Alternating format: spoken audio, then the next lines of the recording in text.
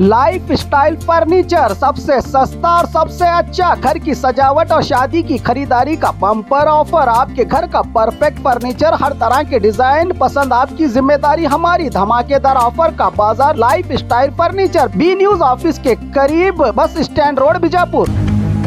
CT. Ravi ಅವರು ನಮ್ಮ ನಾಯಕರಾದಂಥ ರಾಹುಲ್ ಗಾಂಧಿ ಅವರಿಗೆ ಡ್ರಗ್ ಅಡಿಕ್ಟು ಅಂತ ಹೇಳಿ 3-4 ಬಾರಿ ಅಂದರು.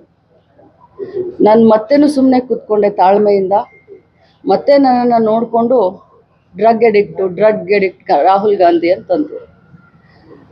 ಡ್ರಗ್ ಅಡಿಕ್ಟ್ ರಾಹುಲ್ ಗಾಂಧಿ ಯಾಕೆ ಅಂತೀರಾ? ಹಾಗಾದರೆ ತಾವು ಕೂಡ ಆಕ್ಸಿಡೆಂಟ್ ಮಾಡಿದಿರಲ್ಲ, ಹಾಗಾದರೆ ತಾವು ಕೂಡ ಕೊಲೆಗಾರರಾಗ್ತಿರಲ್ಲ ಅಂತ ಅಂದೆ.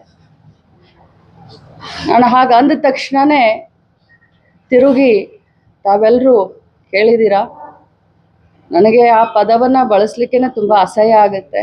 ನಾಗರಿಕ ಸಮಾಜದಲ್ಲಿ, ರಾಜಕಾರಣದಲ್ಲಿ ಭಾಳಷ್ಟು ಧೈರ್ಯ ಮಾಡಿ, ಭಾಳಷ್ಟು ಕಷ್ಟದಿಂದ ಒಬ್ಬ ಸಾಮಾನ್ಯ ಕಾರ್ಯಕರ್ತೆಯಾಗಿ ಇಲ್ಲಿವರೆಗೆ ಒಬ್ಬ ರಾಜ್ಯದ ಎಲ್ಲ ಮಹಿಳೆಯರನ್ನ ಪ್ರತಿನಿಧಿಸ್ತಾ ಇದ್ದೀನಿ.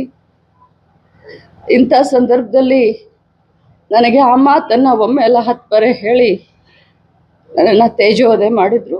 ಇದಕ್ಕೆಲ್ಲ ಹೆದರೋದಿಲ್ಲ ನಾನು. ಆದರೆ ನಾನು ಕೂಡ ಒಬ್ಬ ತಾಯಿ, ಒಬ್ಬ ಅಕ್ಕ, ಒಬ್ಬ ಅತ್ತೆ. ಇವತ್ತು ನನ್ನನ್ನು ನೋಡಿ ಸಾವಿರಾರು ಮಹಿಳೆಯರು ರಾಜಕಾರಣಕ್ಕೆ ಬರಬೇಕು ಅಂತ ಅಂತಿರ್ತಾರೆ. ಇರುವಂಥ ನಮ್ಮವ್ರಿಗೇ ಅದು ಸದನದಲ್ಲಿ ಈ ರೀತಿ ಮಾತಾಡಿದ್ರೆ ಭಾಳ ಹರ್ಟ್ ಆಗುತ್ತೆ. ಎಲ್ಲ ಮಹಿಳೆಯರನ್ನ ಪ್ರತಿನಿಧಿಸ್ತಾ ಇದ್ದೀನಿ. ಇಂಥ ಸಂದರ್ಭದಲ್ಲಿ ನನಗೆ ಆ ಮಾತನ್ನು ಒಮ್ಮೆ ಎಲ್ಲ 10 ಬಾರಿ ಹೇಳಿ ನನ್ನನ್ನು ತೇಜೋವಧೆ ಮಾಡಿದರು. ಇದಕ್ಕೆಲ್ಲ ಹೆದರೋದಿಲ್ಲ ನಾನು. ಆದರೆ ನಾನು ಕೂಡ ಒಬ್ಬ ತಾಯಿ, ಒಬ್ಬ ಅಕ್ಕ, ಒಬ್ಬ ಅತ್ತೆ.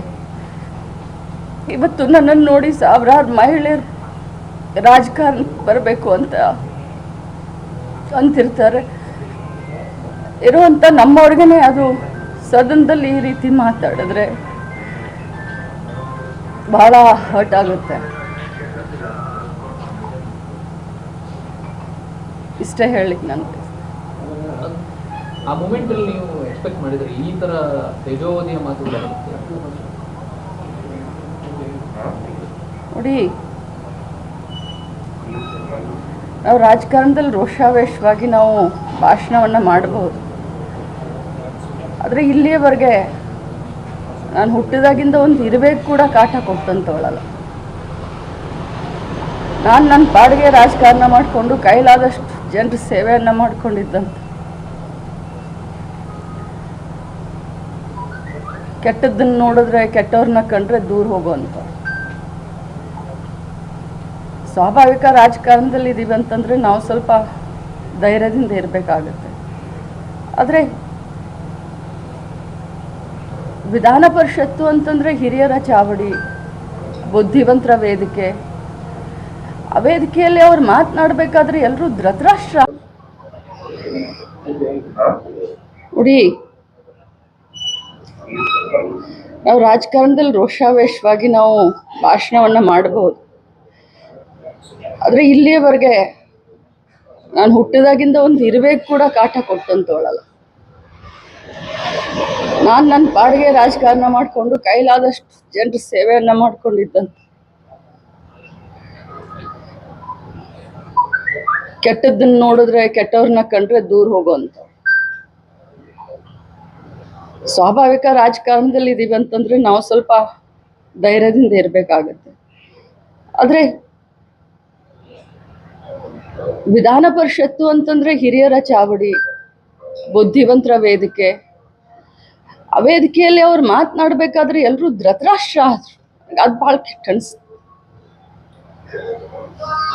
ಕೇಳಿದವರು ಬಂದು ನನಗೆ ಪಕ್ಕಕ್ಕೆ ಬಂದು ಹೇಳ್ತಾರೆ, ಸಾರಿ ಅಂತ ಹೇಳ್ತಾರೆ. ಆದರೆ ಯಾರು ಕೂಡ ಅದು ಖಂಡಿಸಲಿಲ್ಲ.